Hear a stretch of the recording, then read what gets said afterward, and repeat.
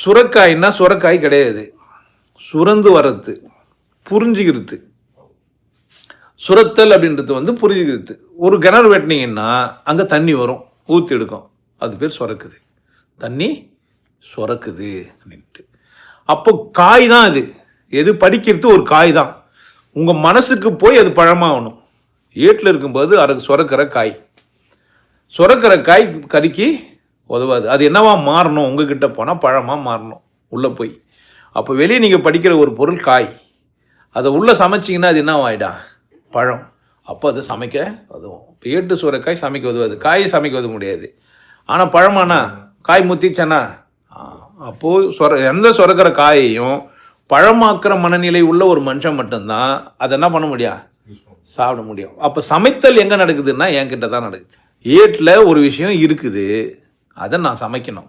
அதை எடுத்து என்ன பண்ணணும்? மனநிலையில் சமைக்கணும். என் குரு இருக்கிறாரு, நான் புக்கு எழுதுகிறாரு, படிக்கிறேன். நிறைய பேர் நான் போய் பார்க்குறேன், அவன் ஒரு கதை சொல்கிறான். சாப்பிடாத, தூங்காத, கறி சாப்பிடாத, மீன் சாப்பிடாத, முட்டை சாப்பிடாத. ஒரே டென்ஷன் ஆகுது எனக்கு. குழந்தைலேருந்து சாப்பிட்டேனே உடம்புல போய் ஊறிச்சு. இப்படி எப்போ நம்ம கடவுள் பார்க்க முடியாதா? இப்போ திடீர்னு சாப்பிடாதுன்னா இப்போ இங்கே தானே சாப்பிடல, இத்தனை நாளாக சாப்பிட்டேனே, அதெல்லாம் உள்ளே இருக்கும் தானே.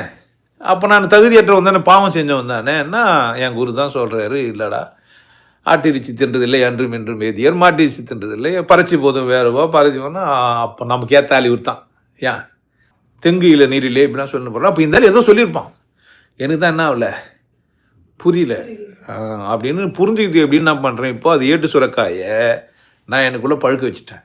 இப்போ ஏட்டு சுரக்காய் தான் கறிக்கு உதவுது. ஆனால் ஏட்டு சுரக்காயை மனுஷங்கிட்ட குத்தா, ஏன் சமைக்க தெரிஞ்சவங்ககிட்ட குத்தா, சமைக்க தெரிஞ்சவங்ககிட்ட கொடுத்தாங்கிறதுனால தான் பேய் சுரக்காயில் மண் வச்சுன்னு சுற்றிருந்தாருன்னு சொன்னானுங்க.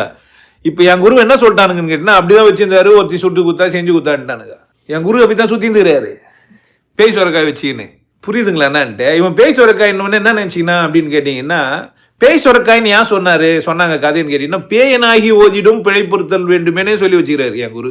அப்போ பேய் சுரக்காய் வச்சுக்கிறாருன்னா, நான் ஒரு பெரிய சுரக்காய் வச்சுக்கிறேன்டா, இது நிறைய சுரங்கம் அற்புதங்கள் எல்லாம் நான் அது உள்ளே எழுதி வச்சுக்கிறேன், என்ன பண்ணு நீ சமைச்சிக்கோன்னு குத்துக்கிறாரு. யார் சமைச்சிப்பானோ அவனுக்குன்னு சுற்றி இருக்கிறாரு ஏட்டு சுரக்காயை வச்சுக்கின்னு, பேய் சுரக்காயை வச்சுக்கின்னு. இப்போ என்ன சொல்லிட்டானுங்க, இது அவர் கல்யாணம் பண்ணி இது ஒரு பொம்பளை தானாரு. அவர் கல்யாணம் பண்ணி நான் ஃபக் பண்ண நினச்சிருப்பாரு. இவ்வளோ புரிஞ்சு உனக்கு தாலி கட்ட ஃபக் பண்ணணும், கனவு கண்டவே வெளியே வரும் தெரியாத ஒரு குருவாக இருப்பான் அவன்.